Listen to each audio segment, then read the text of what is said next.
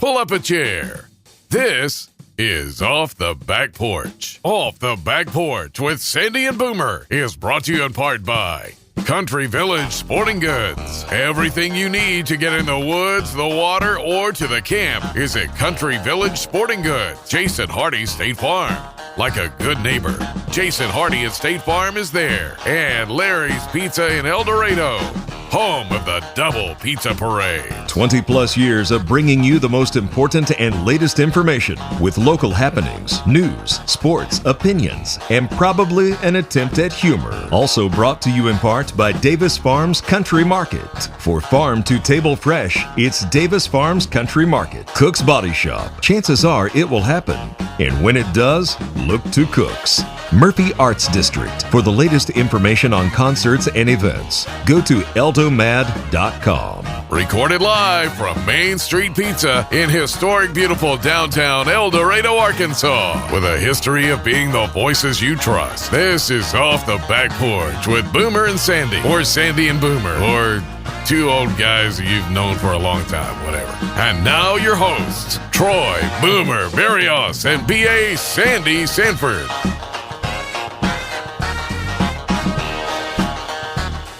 Hey, welcome to another edition of Off the Back Porch. I'm Sandy, he's Boomer, and we're glad that you've tuned in with us this week. Here we are again, Boomer, at one of our favorite spots, and that's Main Street Pizza. Main Street Pizza, where the locals come to eat. Yeah, locals come to eat. And don't forget those wonderful armadillo eggs that they have here. Donnie came through a while ago and said, man, can I get y'all something? Can I get you some cheese sticks? And I said, how about some armadillo eggs? He said, no, I can't have none of that. You can't have any. No, actually, he offered to get us anything we wanted. I just told him, I said, I'll wait to see when Boomer gets here. He might be hungry. I am. Make us a big pizza. Yeah, I'm hungry every week. Huh? I'm hungry every week when we come here. Oh, I am too. Just walking in here, I'm thinking about what I want all the time. So, we were talking a few weeks back about our favorite pizzas, and I was like pepperoni and mushroom, you know, and I think you said beef and onion. Beef and onion is what and one of my kids, and I don't remember which one, I was editing our video for the podcast, and one of them was like, is that what old people eat? Tell them to shut up. I said, that's what hungry people eat. Hungry people, yeah, you've never been hungry. Never. That's the whole problem. That is the problem. That's the whole problem. That's the problems with the world today. My kids had never been hungry. That's true. You know, I made some SOS. You know what that is? Yeah, I do. On a shingle? Yeah. Yeah. I made some of that last week before, and they all turn their nose up in it if I use white gravy. They want brown gravy. Oh, but didn't you call something else white cream sauce? Cream sauce. I made some biscuits and gravy. Cream sauce. And I just said it was a cream sauce. And they all ate it. And Peyton is the one that doesn't like the... Yeah, well, she's one of four that don't like... Gravy? White gravy, evidently. Huh. Racism. It is. Pure D. Pure D. Hey, by the way, check out these new... Man, okay, I wore the gray and black, and you got the blue. I got... Is that blue or is that black? That's black. Okay. So and yours is gray. The back ain't black? No. Okay. I'm colorblind. Who dresses you in the morning? Let's stop and have a word for Boomer. Lord, thank you for all them pygmies down there. Yeah.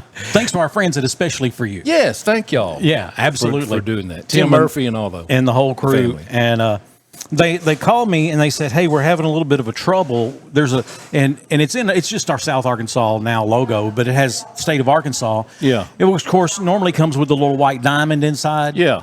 And believe it or not, he called me down. He said, I want you to come look at it. And I went down there and he said, I don't like how this looks.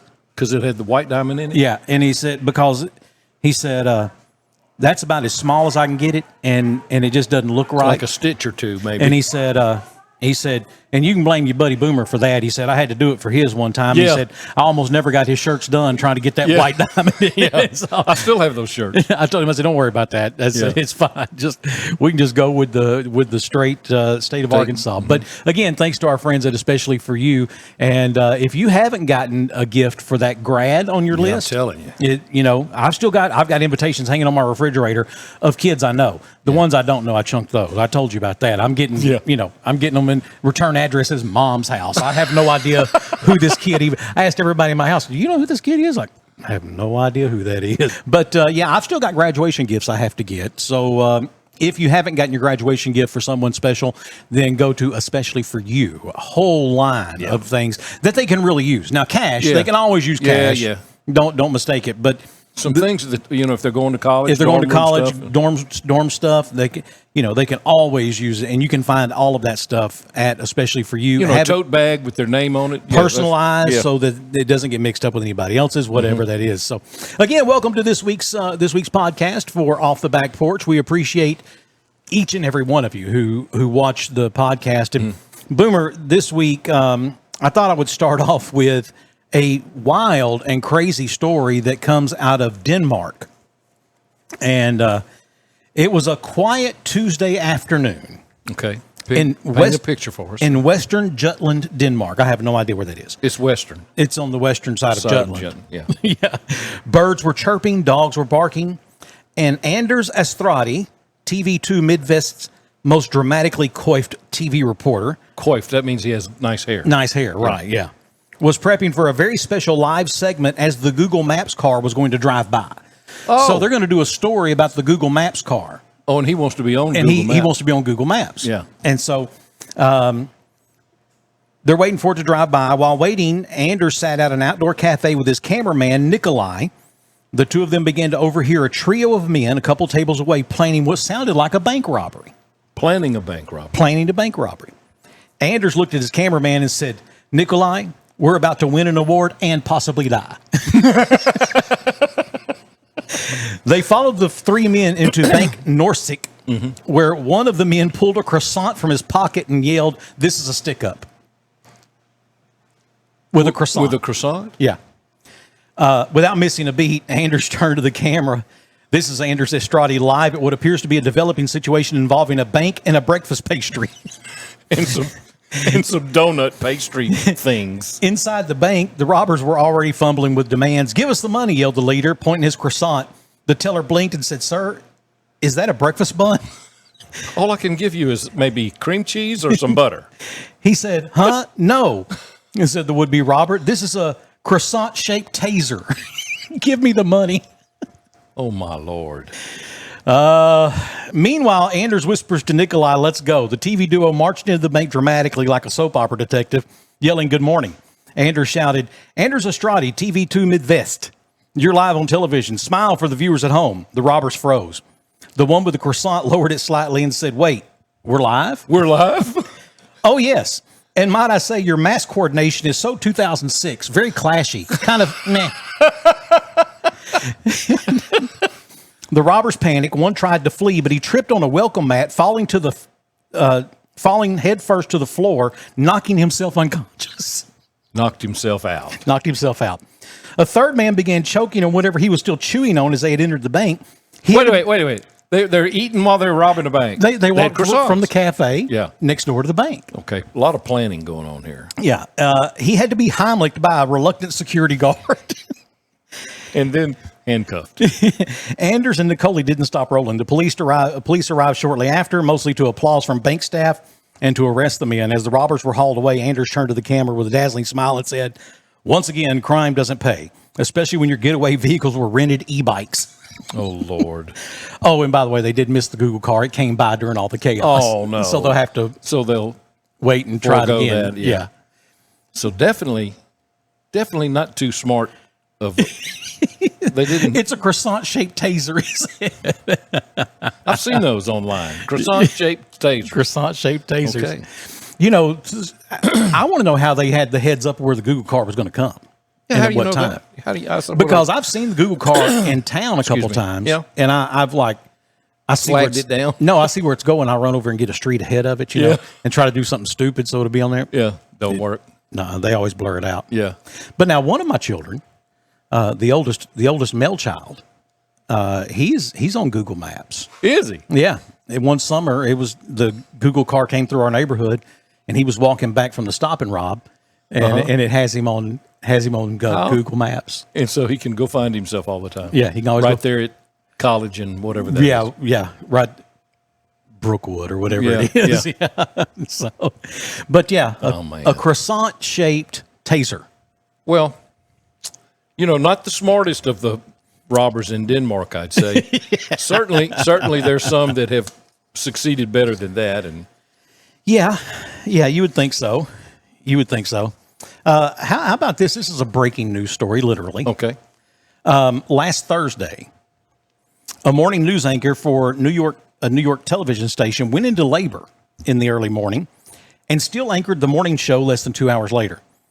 Olivia Jaquith, a morning anchor for WRGB TV, CBS 6 in Albany, New York, anchored the 6 a.m. newscast. I said Thursday. It was Wednesday after her water broke at 4:15 a.m.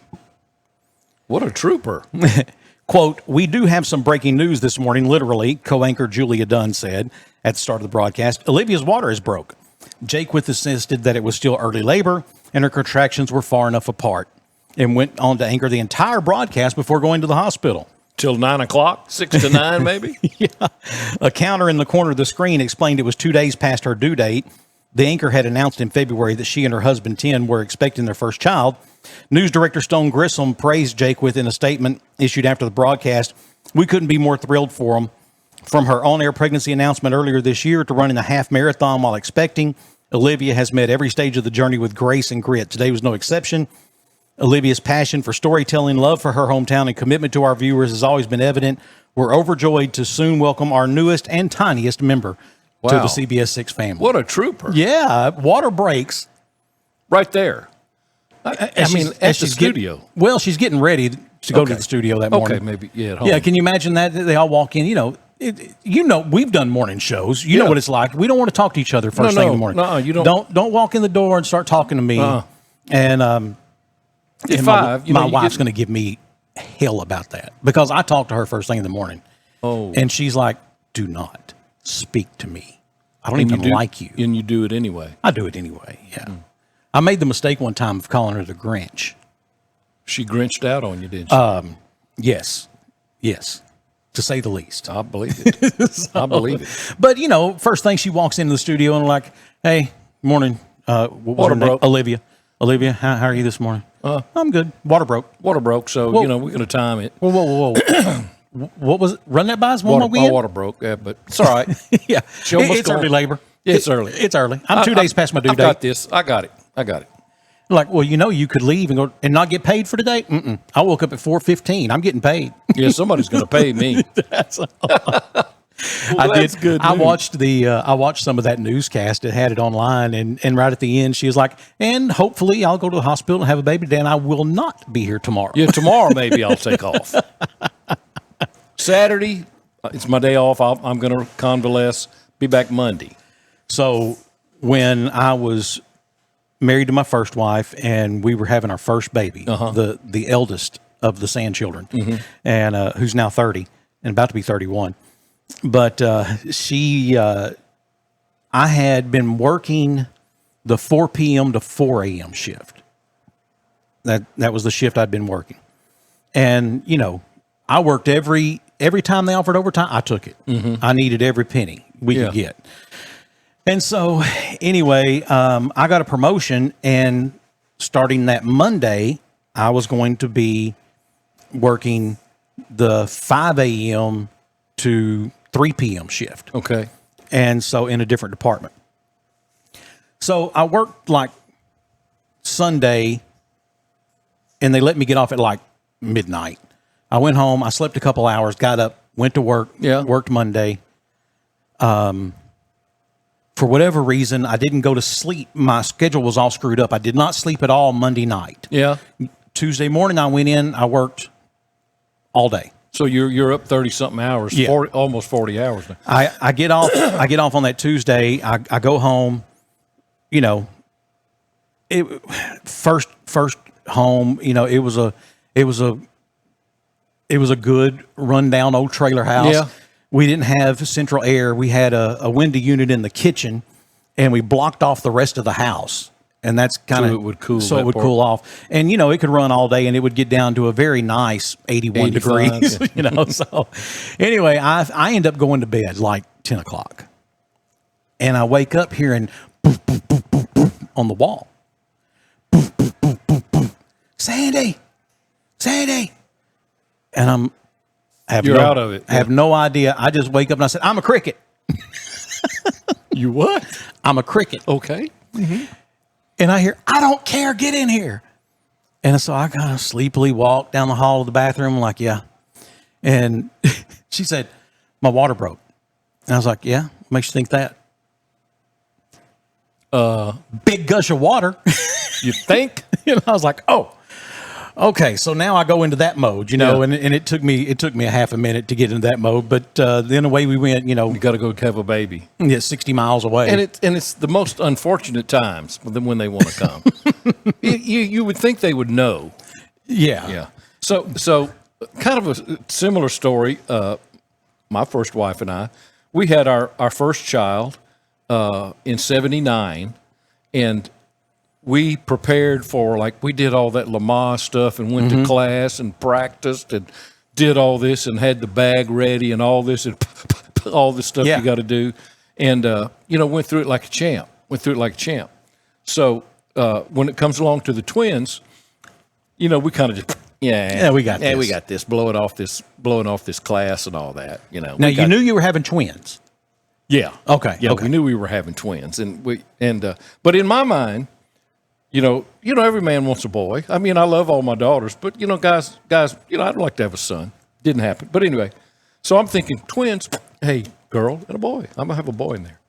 So we didn't go to class, didn't do nothing, Well, when it came down time to it, it got serious, and she is just let me just tell you, squeezing one kid out yeah is enough, but then a second one. She was a trooper, man, and I mean, just had that first one, and so it's a little girl, all right, and so I walk out to the waiting room, and the family's out there. I said, can I go tell them? They said, yeah, but don't touch anybody, because you'd have to rewash and all that. So I come out there and I said, we got one, it's a girl. And they wanted to hug. I said, don't touch me, I'm sterile. They said, no, I don't think so. You're not, of all things. So the second one was born, and it's another little girl. And, we're good friends with the doctor. And I said, Craig, you sure they ain't a boy? He goes, pretty sure. Yeah. I said, can you look again? He goes, don't need to. So, they come at really weird times. Too. Yeah. Anyway. Can you look in there and see if there's another one? Yeah. I mean, working around a little bit. Maybe there's something hiding. Yeah. So. Yeah. Well, I'll say this.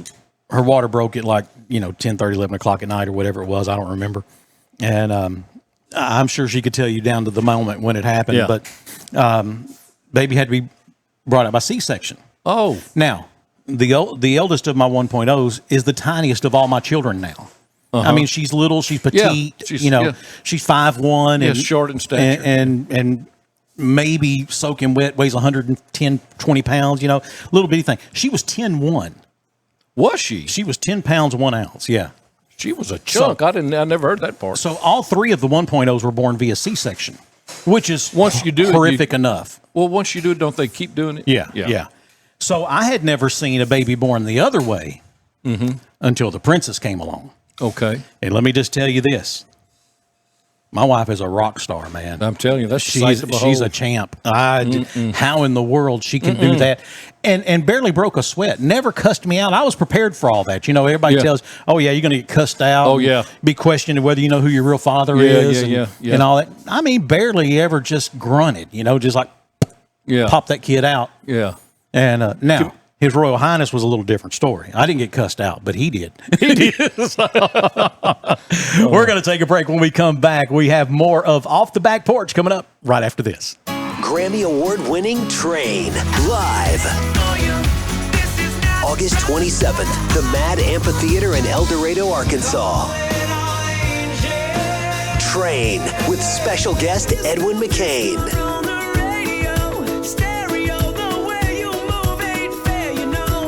On sale now at eldomad.com. Presented by Save Me San Francisco Wine Company. Hey, welcome back for more of Off the Back Porch with Sandy and Boomer. And, we have no credibility of our own, so we always have to have a guest who brings us credibility. Sure. Yeah, there's someone that'll help us. Yeah, someone whose reputation they don't mind being tarnished Yeah. by being on this show with us. And our guest this week is John Jameson. And he's the principal at the high school. I'm sorry, You want something to drink, John? Okay. he's principal at El Dorado High School. Now, when I text him, I'll just be like, "Hey, coach," and I'm like, and then I'll see him. I was like, "Sorry, man, I called." He's like, "I still answer to it." Mm-hmm. I do too. All these years. Oh, hang on, saying, "Dadgummit." There we go. Yeah, those are. Now I hear. Yeah, there. Yeah, those were the good old days. I was just looking at this picture here from state championship of the baseball team. 2012. 2012. That was a fun group of kids, and that was my first year in the district, and we went state championship in football, state championship in baseball. Just you couldn't tell me anything. Oh no, I thought I was a great. You knew it, didn't you? I thought I was. Man, I still look back at that team in 2012. That El Dorado team won a state championship, and every time Donnie Clayton walks through here, I'm like, "Thank you." Yeah, absolutely. No kidding. Yeah, Blake was an amazing kid on the mound. Amazing young man, anyway. Amazing young man. Period. But on the mound, he was a beast. Just like when he got in the zone, Best of luck. Yeah. Now, who did y'all have to? Was it Sheridan? Yes, sir. You had to beat Sheridan for that state championship. And Sheridan, while I think has only beat El Dorado in football once, and that was recently. They're always a pretty salty baseball crew. They are always. Coach Moore up there always has a good program. They were a good ball team that year. But God, Blake got on the mound and they couldn't touch the changeup.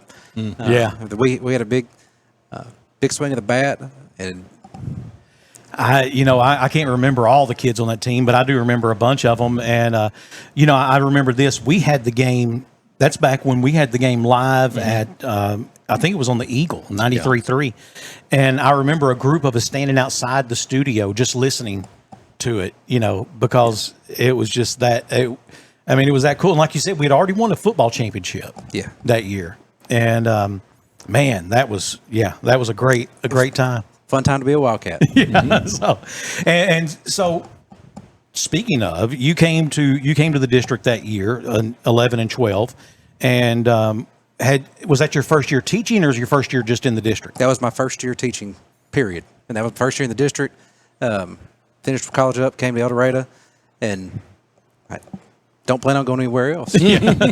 And now you are the principal at the high school. Yes, sir. And what was that transition like? I mean, obviously you were dealing with high school age boys, right? Up to that point, but then when you had to step into that role as basically the main administrator of the school. Well, going from coaching to assistant principal at Barton, I was an assistant principal at the junior high for a few years, and there was a change. One, you go from coach to the disciplinarian all at the same time. Yeah.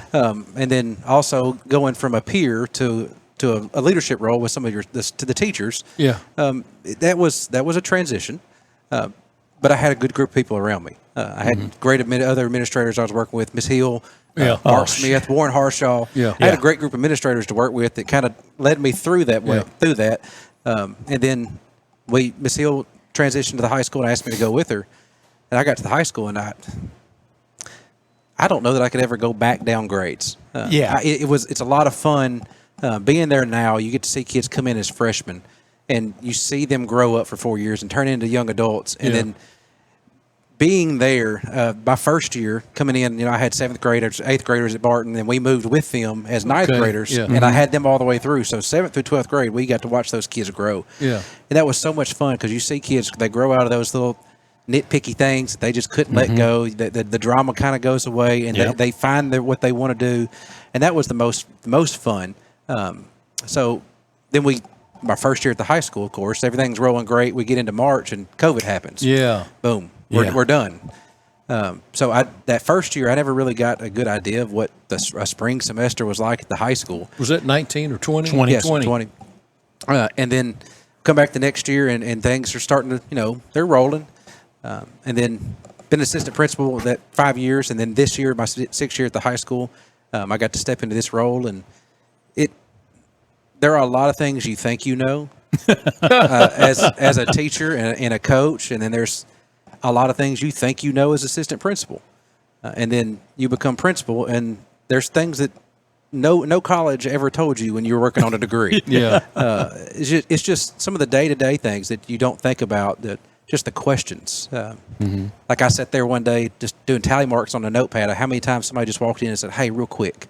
32 times in one day. Somebody people just stick their head, "Hey, real quick," and it's never real quick. It's never. But it's the things that it keeps me grounded, and that's been one of my goals this year, is to make sure that I don't forget what it's like to be in the trenches. Because you could quickly, as a high school principal at El Dorado, you could quickly find yourself in your office and never leave. Right. And that's, I want to hear the staff, because they are the ones that are making it happen. They make the magic happen. I get to be a bragger and almost a puppet player sometimes, but they're the ones that make it work. And so, still taking those just a seconds, it keeps me knowing what's going on, knowing what's going on with kids, and that's the fun part. And then of course, we all think of the principal as, ultimately in charge of all the kids, but ultimately you're in charge of all the teachers. I mean, at the end of the day, it's your butt on the line, and so they all answer to you, and that does make it, especially when you were their peer, right? And now you've moved up another level in administration. I've been fortunate that every time I've been, quote unquote, the boss somewhere, I came in as the boss, right? As opposed to rising through the ranks of doing that, and that would be a lot tougher, I would think. Well, and sometimes I think it's in how you approach it. When you approach it as I'm the boss, that's when you start getting pushback. Oh yeah, of course. And I used to tell people when I was assistant principal, the first word in my title is assistant. I'm here to assist, right? And also acknowledging and respecting the fact that some of the staff had been doing that as long as I've been alive. Sure. Like we had our little retirement reception today, and you have Jeannie Smith, who's retiring. She has spent 35 years at El Dorado High School. I mean, she started before I was born at El Dorado High School, and now she's retiring. And like I said that, Mr. Clope is retired. He's 40 years in education. You have that wisdom, that longevity of some of those people that have the institutional knowledge that you don't have as principal, but you got to have them to be successful. You're only as good as the people you surround yourself with. And I've been really lucky that I have a good group of people to surround myself with, and good teachers, and we've had some really good kids this year. Good. We had some impressive kids come through this year. Obviously I have a junior who's, as of today, now is a senior, and I've been pretty impressed with the groups that I've seen. Yeah. Now, for example, my oldest son, his was one of those groups that they weren't allowed to go to assemblies after the first one, his freshman year. And I went, and I can tell you why they couldn't go, because they were bad. Those kids were terrible. I remember that. Yeah, and it's funny how that happens. You get just one group of kids. Yeah, that was. I remember as a coach, you get. I was at Barton, but I was still coaching different baseball and stuff at the high school, and you get that email from one of those high school teachers, and you're going, golly, I don't want to open this. Who's not getting on the bus today? So it's. I remember that. Yeah. Dear God, don't let it be a starter. Yeah. Yeah. Coaching travel ball and league ball, and I would never cringe more than I'm on the field, getting the kids warmed up before the game, and I hear, "Hey, coach, can I talk to you for a second?" Oh my. And I would just pause before I turned around, because who knew? Yeah. It's either I'm an idiot, their kid is an idiot, or, oh, by the way, we're gone next weekend. Yeah, we're going to be gone all next week during that big tournament you've been talking about all year. Or my favorite was, I had a dad pull me aside one day and said, "Hey, listen, I know you planned on pitching him today, but this past weekend, my brother-in-law needed one more player on his team, so we went and he pitched like 11 innings this weekend down at this tournament in Baton Rouge." I'm like, I have no one. I had literally, it was a league ball game, and your pitchers could only pitch so many innings per week. I had no one. I ended up putting a kid on the mound who couldn't play dead in the Western. He was terrible. And, that happens. And he was throwing batting practice is all he was doing, man. They were teeing off on him. And that's those times you walk out to the mound and you try to say something productive, and you're like, "Hey, man, There's a reason it's not a pitcher and a catcher out here. You got a defense behind you, and in their mind they're thinking, Coach, that's crap. Yeah. Like they're hammering me right now. I'm throwing beach balls up there to these kids. I a few times in my life I would be on the mound, and my dad was my coach for most of my life. And of course, Dad was a professional ball player, but he'd call timeout. He'd walk over the line. He'd be like, "Is that really?" Is that the last pitch you want to throw this game? Is that the one you want to go out on? Yeah. Because it looked to me like you weren't trying. Yeah. And it was the 70s. It was a different time. We didn't care about kids' feelings or, things like inoculations and, getting a good night's sleep. Who smoked and who didn't. Every coach in the dugout just smoked, So I remember the umpire calling time. This is a true story. Timeout. I was like 8 or 9 years old. Umpire called timeout in the middle of a game and went and took a smoke break. That wasn't Harshaw, was it? No, it wasn't. This was in Houston. But my favorite Coach Harshaw story, he and I we umpired together a state championship game.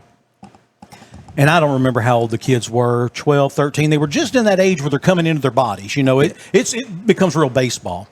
And it was Warren versus Croissant. Now, for those of you who've never experienced travel ball or Cal Ripken playoff ball, and you've never had to face Warren and or Croissant, you don't quite understand. I did all I could do not to have a bias going into that game because I've never had a good moment in Croissant. No. I think I've been tossed every time I've coached a game in Crossett. I don't think I've ever got tossed in Warren, although I did have one of my assistants walk over and say, "Look, I'm not equipped to coach this team, so if you get tossed, we're done." And I was like, "Okay." It's a nice way of saying shut up. Yeah, exactly. Hey, there's your bucket, coach. Use it. So, but anyway, I go into this game, and it's the championship game, so there's no time limit. 4 hours and 53 minutes it took for this game to be over. And Are you behind the plate? No, Harshaw was, thankfully. But I can't remember now who won and who didn't, but I just remember the home team was down by a couple of runs going into the last inning. The bottom of that would end up being the last inning. And that team had a little girl on the team. And they brought her on the mound to pitch at one point. And, of course, all the boys in the other dugout, okay, here we go, little girl on the mound. They're talking some smack. And she's warming up, and it looks like softball tosses. Like, and I'm just standing in the field watching. I'm thinking, but every one of those are strikes. She's throwing strikes. But anyway, she comes up, and she throws this very first pitch, this big overhand looping curveball. And, I mean, it does. It looks like an underhand softball pitch almost. It comes in, and Harshaw's like, strike one. That kid in the batter's box turned around and looked at Harshaw. He said, "Don't look at me, son. You better look out there." And so next pitch comes in, another big overhand looping curveball, drops right in for a strike. And this coach is yelling, "Get up in the front of the batter's box. Get in the front of the batter's box." So he does. And she unhurls a fastball past him. Pow! And Harshaw rings him up on strike 3. And that boy was like, he didn't know what happened to him. Anyway, that game went back and forth, obviously. Ended up being 24-22 was the final score. And after the game, Harshaw and I are sitting there waiting to get paid. Because, believe it or not, we didn't go out there in the middle of July for free. Right. We're waiting to get paid. We're sitting on a picnic table, and this mom from the losing team walks, and again, I don't remember if it was Warren or Crossett, walks over, and she's like, "Way to give them the game, Blue." And Harshaw said, "Well, thank you for noticing. Because when I got up this morning, I said to myself, I'm going to go out here today to a group of 11-year-olds, 12-year-olds, whatever they were, and I'm going to give the game to one group of 12-year-olds that I don't know over another group of 12-year-olds that I don't know. Just so thank you for noticing." Mean to them. That Harshaw could come up with some of the things quicker than anybody I've ever met. The year I got into administration, he walked in my office, and I just got out of coaching, and he walked in, flipped a card down on my desk. He said, "Congratulations, you're an official." And I looked at him. I said, "Do what?" And he said, "Just go take the test. You'll be fine." I said, "Harshaw, what are you talking about?" He said, "We're calling Thursday night, by the way, in Smackover." And I said, He done signed you up. He said, I did all your paperwork for you. You just got to take the test, pass the test. Okay. He goes, "I got a shirt. Don't worry about it. We'll be fine." So I did football with him that year, and we get turned around and do baseball. And he comes in the office one day, and he said, "Hey, we're going to have to get Miss Hill to let us go early." And I said, "She's not going to." And he said, "Well, we're going to have to get out." He said, "We're going to have to cut out as soon as duty's over." So we did. And he said, "Just get in the truck, get your gear, let's go." we got down to cross it. Get down there, and it starts sprinkling. And it's one of those miserable, just into the drizzle that you can't get out of. Both coaches are chirping, and I'm not gonna lie, I had a tight strike zone. And Harshaw calls time, and I walk out there, and he said, "You saw that lightning, right?" And I said, "There wasn't any lightning." He said, "No, John, you saw that lightning, right?" And I said, "Chief, there was no lightning." He goes, "You saw the lightning, right?" And I said, "Oh, yeah, Coach, I saw the lightning." He goes, "All right, good, ball game." And we turn and get off the field. He said, "I'm too old for this stuff." I was umpiring in the game one time. Harshaw was our head umpire. He was umpire in charge, and had a coach from, I think it was Helena, West Helena, and he's wearing me and every other umpire on the field. He's just wearing us out. And I went to him between innings, and I'm one of those guys that I'll go over and see if we can laugh it up. I mean, like, hey man, that guy that you were chirping at right there, he was an All-American, right? All-American baseball player in college. He actually has umpired in the College World Series, and has recently done some AAA games, Major League AAA games. So I'm pretty sure he knows what he knows what he's doing. And this guy wouldn't budge, man. He's just like, nope. And so there was a rundown, there was a play, and I called the runner out or say whatever it was, and he's barking at me from the dugout. So I walked back over to my position, and I was like, "Hey, Coach, that's enough. I've heard all I'm going to hear. That's enough." So the next play was a bang play where it went in his favor, and he said, "Maybe it's Maybelline," saying I was making a makeup call. And that just, for whatever reason, that was the one that got me. And I tossed him. Oh. And then he decides he's not going to leave. And informs me that I have the opportunity to come try to remove him if I would like to. And I was like, no, I don't have to do any of that. And so I looked at a couple of the dads sitting in the stands. I said, "You got about 30 seconds to get him out of the dugout or it's ball game." Well, they finally got him out.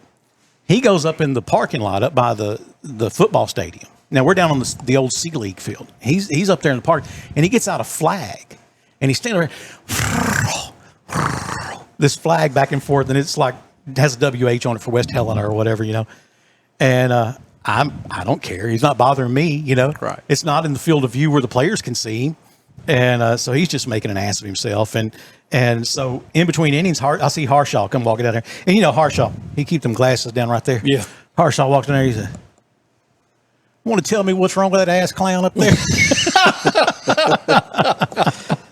And I told him, Harshaw said, "Well, that's fine." He said, "I done called the sheriff's office. He'll be here in a minute." He said, "He's fixing to have to go." Harshaw, man, the one thing about umpiring with Harshaw is he had your back. Oh, now, 100%. Now, on that ride back, he may let you know that you were dead wrong. Yes. But he had your back on the field. Yeah. And we got up to Camden one night doing a football game, and one of the coaches lit into one of them, and Harshaw looked at him and said, It's not a one of us walk away kind of thing." He goes, "If you want a whole crew to walk off this field," he said, you'll keep on." Yeah. About 2 plays later, coach said something about a flag, and Harshaw said, "Now, I don't throw this thing very often." And the coach goes, and Harshaw took it out. He threw it. He said, "But I will." I will. Yeah. And he said, "And the next time I throw it, we're all walking off, and you're forfeiting." And it slowed it down a little bit. That was Coach Munden, by the way. I was refereeing a football game one time and had a coach barking at me from the sidelines, and I'm umpire. I'm standing in the middle of the defense. So a whole lot of what goes on has nothing to do with me. But this particular instance, he was wearing me out because he said, Sanford. I looked, I said, "What, Coach?" He said, "Stevie Wonder called, and he could see that was holding." Oh, Lord. And I was like, "That's your one, Coach. Yeah. That's your one." And I don't know. He chirped a couple more times. So the next night, that was like a JV game on a Monday night. So the next night, we're doing Coach's Corner down at the old Bayou Bistro, rest in peace. And he comes walking. He's like, "Hey, buddy." I said, No. Ain't no hey, buddy. Ain't no buddy tonight. You don't get to talk to me like that. And he said, "Man, you got to get thicker skin." I said, "Oh, Coach, I've got plenty thick skin." Yeah. I said, "That's how far you had to dig to get under it." Yeah. And that's, I think, I look back at coaching now and I think, God bless, did I say those things to you? Oh, I have. And because I now as an official, I mean, you're sitting there out there some nights and you go, God, what are they looking at? or the fact that you could throw every flag you own, all the pink ones for October, every play. You can for something, and it's like, do we let kids play, or do we throw every flag you want? I mean, what is it? There's a great story when Scooter Register was here that we'd had just a banner win and scored on a big play, and the team, I mean, just like it was just a madhouse. And the side judge says, Coach, you're going to have to get your team back. So you're going to have to get your team back. He said, you don't understand how big a win this is for us. He goes, yeah, but Coach, your whole team was on the field. He said, and not on the sideline. And just crazy things happen. Yep. Sandy and I did a lot of games up and down the road, and you just see crazy things happening. There was a game with Sheridan and Little Rock Catholic, and the crew had some state representatives on it. So this was relayed to me through a guy that was on the crew, and Pine Bluff was just wearing them out, and big old defensive tackle just crunched this kid from Catholic. He's on top of him, and the Catholic kid goes, "Get off of me, blankety blank blank blank." He reaches down, he says, "I thought yours was a church school." And he picks the kid back up. And they said, "You hear the funniest things on the field." You do. And I was refereeing a game. It was like an 8th grade game. It was a Saturday. I remember that. And I can remember it was El Dorado and Pine Bluff, and it was at Memorial Stadium. And Joshua Perry, I guess, was a tight end or a wide receiver, but he'd caught the pass for a first down and got tackled right at the first down marker, but he was past it. So I'm running up there to mark the spot, and the kid from Pine Bluff is looking me dead in the eye, and he's putting his hand back like this. And I'm like, "What are you doing?" And he grabs Perry's face mask and just yanks on it. I mean, obviously I'm going to throw that flag, right. and then the coach just loses his mind. They're like, "What happened?" And I was like, "Ask him." And I did have a young man one time who did use the magic word with me. He asked me if I was ever going to throw a flag for holding. And I was like, "Man, if I see holding, I'll throw one." But I remember thinking to myself, all I've seen is this 160-pound linebacker getting blown up by this 280-pound guard, But whatever, I'll watch specifically this next play. And sure enough, the next play, kid goes rushing in, and the kid just blows him off. Boom, knocks him backwards. And he jumps up and says, "Are you ever going to throw an effing flag?" I was like, "No. Matter of fact, yes, I will." It looked like a bottle rocket. I threw it. And that's the thing with the fun job of officiating that I have, and then the everyday job. Mm-hmm. They're kids. And you expect kids to make mistakes. Mm-hmm. Yeah. And that's why we're in it for what we're in it for. It's because we want to teach them to do what's right. It's the adults sometimes that in both of those professions that I can't handle. That's it. Yeah. I had to do. I was umpiring it was like a scrimmage. It was El Dorado and Nashville, and so it was a scrimmage game. And somehow I got roped into doing that game, and I told them that's fine, as long as I'm umpire. I just do not put me on that sideline with Scott Reed, because Scott Reed will wear an official out. Mm-hmm. I mean, he will. And you and I, we've watched him do it for years. So, well, there goes Coach Reed. Mm-hmm. And expect a sideline warning just any moment now. Well, Steve Harrell was one of the other officials, and he got hurt. So we had to switch rotations. So guess where I end up? On the sideline in front of Scott Reed. And, boy, at one point, I don't even remember what happened. It's an exhibition game. They've already got the cheerleaders in at this point. I mean, it's not. And Scott Reed runs up behind me and just lights into me. And I try to say, "Coach, hold on a second." And I just tried to finally shoot him away. And I was like, "Look, don't make me throw a sideline warning. You just get out of my ear. You can holler at me all day from over there. Just get out of my ear." That's also the game where John Panter earned the nickname the Swami. And so there was a play. Nashville had the ball on like their own 14 or so. And his defense is out there, and he comes running up right beside me. And he's yelling at the kid on his defense, and he's like, "So-and-so, black, don't show. Black, don't show." I have no idea what that meant. But this kid moved about 6 steps over to his right. And the quarterback from Nashville just like a one-step drop and throws, and he hits this kid in the breadbasket, and he runs it in for a pick six.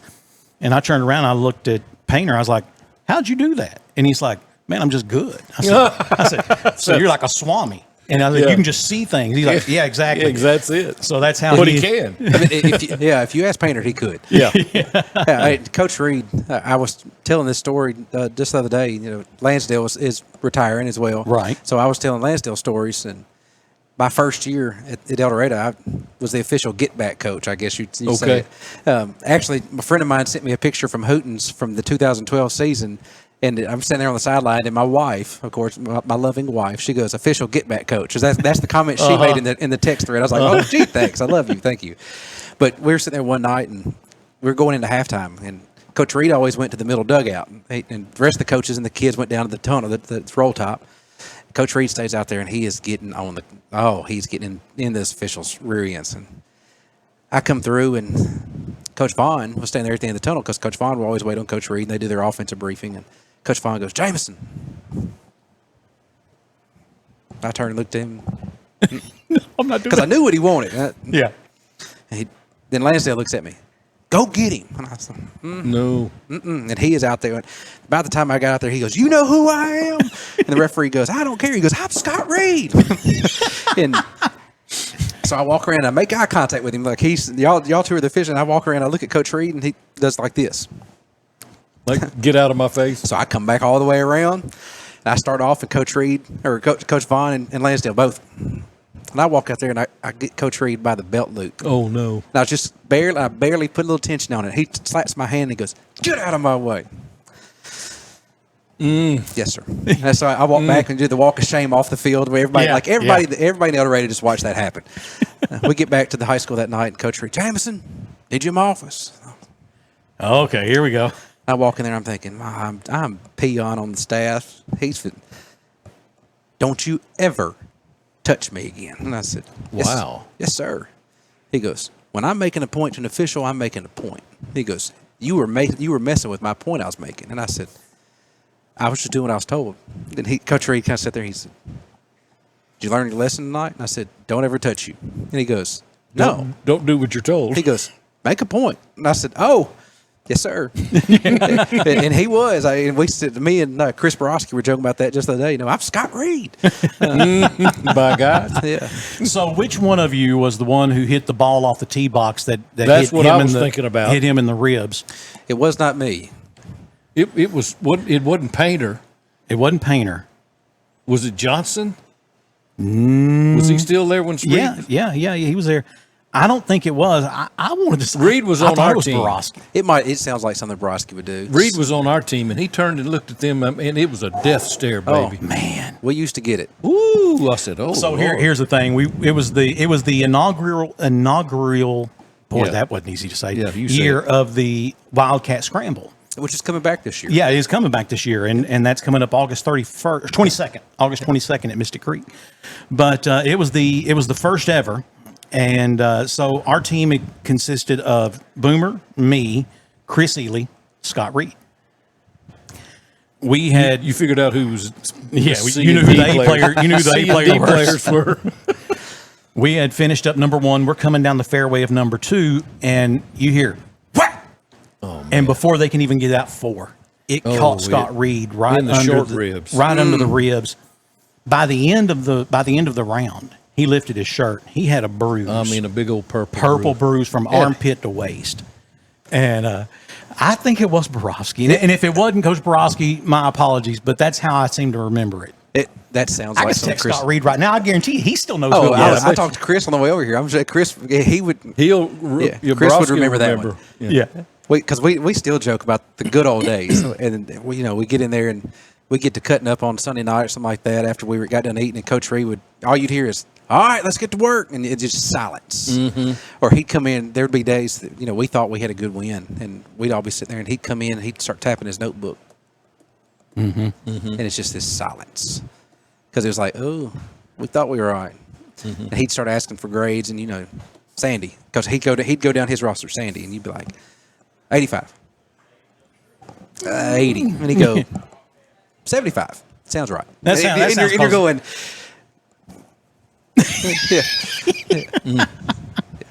But it was a workman-like crew. It was very professional run. It was more like a college crew. It was a lot of fun. Which is when I first met Scott Reed, by the way. He was quarterback coach at Stephen F. Austin State University in Nacogdoches, Texas. And I remember it was like a Thanksgiving weekend game, and the guy who normally did the games was gone for whatever reason, so I went and did the play-by-play. And they were playing their heated rival, Sam Houston State University, and a fight breaks out in the middle of the field. And I remember Scott Reed grabbing a kid by the face mask and just chunking him to get him out of the melee. And that was when I met Scott Reed. Yeah. My first year, we come in, you got Borowski, you got Jimmy Johnson, Panter was there, Nick Vaughn. You had some amazing guys. And it was, for me, coming in as a young coach, getting to work with those guys, I learned a lot. Joe Black. I don't know how I forget that. I don't know how I forgot Coach Black. Whom I had to drag off of a field one time because it was about to get physical. Well, and that was Coach Black was my coach my senior year of high school. Oh, yeah? He came home to Smackover and was my head coach that year. And then full circle, we come around and we get to coach together.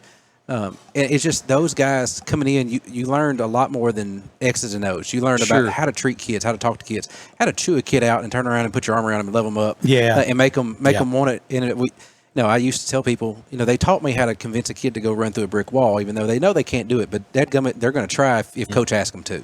And those guys, they were instrumental. When Coach Reed left, I told him, I sent him a text, and I said, thank you for teaching me how to coach. Thank you for teaching me how to be a father and a husband at the same time too. And I wasn't then when he was here, but I still got to see the balance between giving your all to all these kids in the program and still giving it to your family at the same time, and just the camaraderie that we had. We went everywhere as one staff, 7th grade through 12th grade. There was no difference in El Dorado football. Right. And that was one of the fun things that when we showed up at the coaches clinic every year, it was like we were like the cool kids because we came in like the doors opened up. It was like and we all start walking in. We were also beating the brakes off everybody too. But back to back. That helped. But it was a great group of guys. And then I tell the stories of Coach Reed ripping our tails, but at the same time he getting there and cut up with us and let one of us do something dumb on the sideline and him see it. Coach Munden started cramping one night on the sideline, and Coach Reed came in holding an IV bag the next day, just messing with him, just everybody was just picking. But those were the fun days. We were doing a game on television one time, and after the game we would always interview Coach Reed on camera, and we lost. I remember that, and I don't remember who we were playing, but it wasn't someone we should have lost to, and it was a terrible game. I mean, I think the final score ended up being like 9-7, and we lost. And we're talking to him after the game and like, Coach, what did you see? He said, I saw them run the same damn play like 34 times, and we still never figured out a way to stop it, but that won't happen again. And we went to commercial break, and I looked at Boomer, I said, that's coach speak. Yes. That's coach speak for it's going to be a very uncomfortable weekend. Yes. That was a Sunday night that we all got there, and it was real quiet. Because typically the way Sunday nights worked when Coach Reed was here, we'd all get in, and we'd watch film, we'd grade all the kids on everything. And then we'd separate, and defensive coaches would go here, and offensive coaches would go to Coach Reed's office, and we'd start looking at next week. And you always knew when Coach Reed would send the offensive group into the conference room, and he'd come and he'd just stand in the doorway of the defensive meeting, and you're going, "Oh my God, here it is." And he'd go, "Well, that play looks very similar to what we couldn't stop this week," and it like you, and you just kind of stand there, classic quarterback. Yeah, then he turned around. Yes, yeah. You turn around and walk off, and it was like you'd have, Coach Sprawls and Jimmy Johnson, Munden. We're all sitting there, and we're going, like, what do you say to that guy? Yeah, it's kind of like he played an Orange Bowl. Yes, sir. Yes, sir. We'll get it fixed, Coach. We'll get it fixed. That's all you can do. I mean, but I'll say this: Scott Reed and I, we had a standing date every Sunday after football season to meet up at El Dorado Country Club, and we would go and we'd play golf, and he would love when Lucas, especially Lucas, Taylor would come sometimes, but he really loved because Lucas was so competitive. Yes, I mean, look, I've known some competitive people, and very few of them can even compare to Lucas Reed. He is very competitive. He just willed it. I mean, just he did. So I don't know. They had a little thing where he had never beat Scott Reed on 9 holes. He'd never beat Scott on the front 9 at the country club. And so I don't know. We finished number 9, and Scott finishes with like a 34. Fabulous score. And Lucas is laying at a spot where if he sinks this putt, he's going to beat Scott. He's going to shoot a 33. You think Scott Reed let up on him a little? Oh, no, not at all. He got in his head. And I mean, to the point to where I was like, wow, I went back to my card. And I was like, I don't know if I want to witness this. Scott got in his head and was just like, now, this is one of those moments that you'll think about for the rest of your life. First time you beat your dad at golf. And this is a little putt, too. You shouldn't have any trouble. But Lucas got it honestly. Because Coach Reed was one of the most competitive people. And he was one of those people that just, everything he did, it looked easy. Like just golf. Golf, his swing. He was one of those people, like the rest of us, dadgummit, we got to work to get as good as what we are. And Coach Reed would come in and just pick something up and do it. And you're like, okay, forget you. Yeah. Coach Black was the same way. Yeah. And I guess it was the Razorbacks. I don't know what it is. Yeah. But, like, I remember walking into the gym at Barton and Coach Black sitting there with his hand on his hip playing ping pong with the kids, and he is destroying kids playing ping pong with him. And I'm like, who does that? Who's just good at ping pong? Right. And everything, Harshaw's another. The Harshaw's like that. I mean, so there was a time Harshaw was part of a crew of officials that they got the chance. I guess maybe it was I may be misremembering the story, but either when the NFL referees went on strike or it was a USFL game, but it was a professional game. And so this crew from El Dorado, Arkansas, Knox White, Bill Nolan, Harshaw, and a couple others, they all go to do this game. And there was a guy that played for one of those professional teams, supposedly the fastest man in the NFL or fastest man in professional football or whatever. And Harshaw was watching him warm up. And Harshaw says, he ain't that fast. And so Harshaw starts talking smack to this guy and outruns him backwards. Yes. No. Harshaw outran him backwards. And Harshaw was 60 years old at the time. Yeah. He's backpedaling. Yeah. God, that was my first year. What is it, 2015, 2016, calling football with Coach Harshaw. I mean, he was 66, 67 then. And we get down to Junction, and Junction's got the running back. I can't think of his name right now, but it was supposed to go play at Arkansas. Was supposed to fastest kid that's come through Union County. Quincy Daniel? Yes, I know. Yes, and he picked one up, and Harshaw was white hatting, and Harshaw just started backpedaling. And I thought, no, don't do that to him, Harshaw. And there's a picture. Harshaw used to have it in his office at Barton, and it's Harshaw's backpedaling, turned looking at him. And Quincy, his head's down, and he's running, and Harshaw's about mid-stride, just looks as easy, like he's gliding through it. And he was 66, 67 then. Isn't that something? Yeah, gosh. Yeah, as far as high school baseball goes, I got broke of that when I went and did a game between Woodlawn and Rising. And I decided then and there, because I'd done a smack over Norfolk game the night before. That was bad enough. That was terrible. I had no confidence in any abilities I had. I'm not even sure if I knew my name after that smack over Norfolk game. Was that a Chris Long and era game? Was he? Yeah. It was. Coach Long. But it wasn't the coaches. And Bonzel. Coach Bonzel was at Norfolk and Long was Silver Specker. Yeah. It wasn't the coaches though. It was the fans. Oh. The parents. They were rough, man. I mean, they were rough. And so the next day I go do a Woodlawn and Rising game. I didn't think it could get any worse than a Norfolk Smackover game, but it did. Yeah. It did. Ended up tossing both coaches before I didn't. The other umpire did, but we tossed both coaches before the game. And that was back in the. I mean, Woodlawn's always loaded. I mean, they just where they get the kids from. My goodness, they come out of the woods. Yes, they keep coming. And them big hay hauling, cornbread fed kids. And Rising was loaded. Watermelon chunky. I mean, that was Rising's heyday. Yeah. Speaking of loading hay, but that was Rising's heyday. Football they were dominant in football. They were dominant in everything they did. Yeah. We went one time and did a state playoff game, Junction City versus Woodlawn. And it was like semifinals. And it was at Woodlawn. And I'm the sideline reporter. And Glenn Hayes was doing the play-by-play up in the booth. And I'm down on the sideline. And it's like 6 minutes into the game. And Junction's already up 28-0. I mean, there was no... Listen, that was one of those Junction teams that I'm not sure anyone in the state could have beat them. They were just that physical and that dominant. Been a few of those. And there was a dad from Woodlawn. Kid comes running off the sideline, and he yells at his kid and says, "The problem is y'all just don't want it bad enough." And I thought to myself, want to has absolutely zero to do with this. Now, maybe they don't want it as bad. I don't know. But want to, Junction had two Hispanic kids they were like twins, and the last name was like Gonzalez or Fuentes or something. Those boys were beasts. They were 100% from the time the whistle blew till it blew again. And but I thought, want to is nothing in this equation, guys. Those Junction kids go and win overall state champions in weightlifting too. Yeah. That's what they had, a huge weightlifting program down there. We were when I was in high school. We always used to say they put something in their water down They there. do. And you truly believed it. Yeah. Like I was. We had a little electrical issue after that storm at the high school Saturday, and TJ Thurkill got out for energy. And I every time I see him, because TJ's a big boy, and I'm thinking, I moved up as a freshman at Smackover, and TJ was a senior.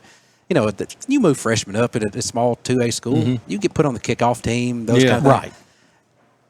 Sother than D'Anthony Curtis, okay, TJ hit me harder than anybody had ever hit me, and it was I'm sitting there laying on my back going, depleted. Good gosh. I don't ever want to do this again. Like, what was the point of that? Like I didn't even know where the play was, anything like that. And you're running straight, and he came from the other side of the field. Oh, no, that wasn't even the problem. He was running straight at me. Okay. And you just had to watch it happen. As a freshman, you're thinking, I got this. I'm in the game. Not thinking now. Now that I look back at it, that was the one shot they wanted to give me so my mama would clap. And but I remember, I'm looking at him, and I think, oh, yeah, I got this. And then I think, no, I don't. No, I don't. And as your body went listlessly through the air. It was one of those, you get hit so hard you don't really feel it kind of hits. But until you're laying there and you catch your breath. And the field's doing like this. And you're like, oh, dear Jesus, please just let me get up right now. The other one was D'Anthony Curtis. And when me and D'Anthony still talk. We probably text every week now, still with him in Hot Springs. And but I used to tell him, we did a camp one year, and why Smackover thought we even should have been in this camp. It was the Bucks, Cards, and Cats. It was us, El Dorado, and Camden. Okay. And I was playing middle linebacker. The hole opened up. And here comes D'Anthony. And I hit him like a bug hitting a bumper. I just wrapped around him, and he tripped over me. I didn't tackle him. He tripped over me.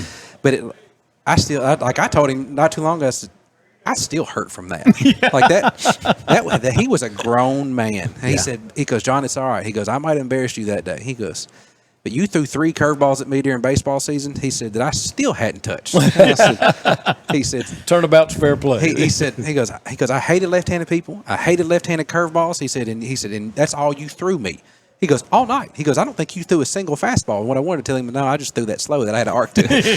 But it just looked like a curveball. But you know what? You believe what you want to, D'Anthony. Yeah. Oh, man. Yeah, my daughter, when she was telling me, Coach Curtis this, Coach Curtis last year, and I was like, D'Anthony Curtis? She's like, yeah. I said, he's from Camden. She's like, yeah. And I said, played for the Razorbacks. She's like, what? And then Byron Jones, when she had him like her freshman year, and I was like, yeah, go to school and ask him if anybody ever called him Big Baby. Yeah. And she's like, I'm not saying that. I said, it'll be okay. Yeah. I said, because Nick Saban called him that. Yes. And I said, to me, Nick Saban told that to me. And I've told this story, but I bump into Nick Saban out at the airport. And I was like, Coach, what are you doing here? He's like, man, I'm going down to Junction to, they got a boy down there, Big Baby Jones, they call him. He said, I'm going to go down there. I said, get your ass back on that Alabama plane.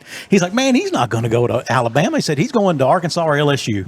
He said, but they tell me Malzahn's been here 3 times. And he said, if I don't go down there, he said, and he ends up signing with Auburn. He said, you know what they'll do to me in Alabama? Mm-hmm. And he said, so I'm going to go down there. And but I had a great joke with him. I said, Coach, I got a question. He's like, shoot. And it was funny because I never expected to be eye to eye with Nick Saban. He's just not that tall of a guy, But he's like, shoot. I said, 2007, Les Miles won a national championship at LSU. Did he send you that ring? Because that was your team he won with. Mm-hmm. And he's like, I'm not touching that. I'm not touching. Mm-hmm. Of course, he got that big old Alabama championship ring on, But Coach Saban, man, there was a guy that's always got that same vibe from Scott Reed. Yeah, yes. Is that just that? They're winners. They're winners. That elite. Yeah. And I'll say this about Coach Black and D'Anthony, Byron Jones, Coach Reed, those were some of the most humble guys. Oh, yes. Like, you didn't hear them talk about, I was a Razorback. Like, if it came up, they went back to their glory days. Yeah. Mm-hmm. But you never heard them talk about their successes. No, Coach Black being on the 64 national championship team. Yeah. Right. Yeah. And when they honored them a few years ago, like, me and him were sitting in the office one day, and he goes, John, I don't even know where my ring is. And I said, do what? Wow. And he said, I lost it somewhere in some of the moves. Oh, wow. And I said, Coach, that's like he said, no, John. He goes, it's a ring. Yeah. He goes, the memories, the experience. He goes, the friendships. He goes, that's what matters to me. And I'm thinking, my goodness, like this guy that has been all over Texas coaching, played for the Razorbacks, Jerry Jones and him talk on the cell phone. Like they had back in that day, you all had radio handles, and Coach Black was Pigskin. And like I heard Coach Black pick up the phone one day and call Jerry Jones, and Jerry, hey, Pigskin. And you're going, that's Jerry Jones. the Jerry Jones. Yeah. And Coach Black, I mean, it's just those guys were so humble. And that was what I started. I respected all of them because it wasn't about them. It was about what they were doing. And I told Byron and DeAnthony one day at the high school a couple years ago, I said, the thing that education is missing is the men of character that are here for the kids. Okay. Okay. And I said, that so many of our kids now don't have that role model. They don't have that father figure that they need. Yeah. And I said, and you got coaches that are coming into it now that they're in it for ball. They want to relive their glory days. They want to live vicariously through y'all because they got sold short. No, you just weren't good enough. And then I said, then you got coaches that are here to build young men, and that's what y'all are here for. And I said, I just want to tell y'all, thank y'all. And both of them sat there and they said, the coaches we had in high school, the coaches we had in college, it was a lot bigger than football. Yeah. It was, you're not going to embarrass me when you're out in town. You're not going to embarrass me in front of a microphone. And they said that's what we got to build the future. Character. And I always, and Coach Black was the same way. Coach Black told me my senior year, I was getting ready to go, I was going to talk to a group of younger kids, and he said, don't embarrass me, your mama, or our program. Yeah. And I said, what about me, Coach? And he said, he said, if you handle those other three, you won't embarrass yourself. You won't embarrass yourself, yeah. Okay. And that's one of the things that I still brag on. Our program now with Coach Hill and Coach Mullins, Coach Burson, our programs are centered around building young men. It's a lot bigger than ball, and those kids know that there's accountability right there for them. And that's one of the things that I tell people all the time. I hang my hat on. One of the things that Lansdale said, we're going to build men. Championships will happen when we have the character and the discipline. And that's one of the things that I've always been proud of. And those guys were the same, exemplify the same thing. It's, and that's, it's a fortunate thing when you have coaches who they have that mindset. Yep. That mindset of we're going to build men first. Yep. And that character matters. And those things matter. It's one of the reasons I tell people, because I've got a buddy who's all the time telling me, Tony Vitello is going to be the next head coach at Arkansas baseball. And I was like, listen, that's the day I'll stop being a fan. I can't. And as a baseball coach, number one, but just as a human being, I can't. Anybody who lets his players point at their crotch when they hit a home run, that's a top-down thing. Yeah. That starts at the top. Listen, if you did that on a Dave Van Horn team, how quick would you be back on the bus? You probably hand him his jersey as you were coming down the steps. Yeah. And that's I can't watch Vitello. He has that air about him. Like he does, and I don't get it. I don't either.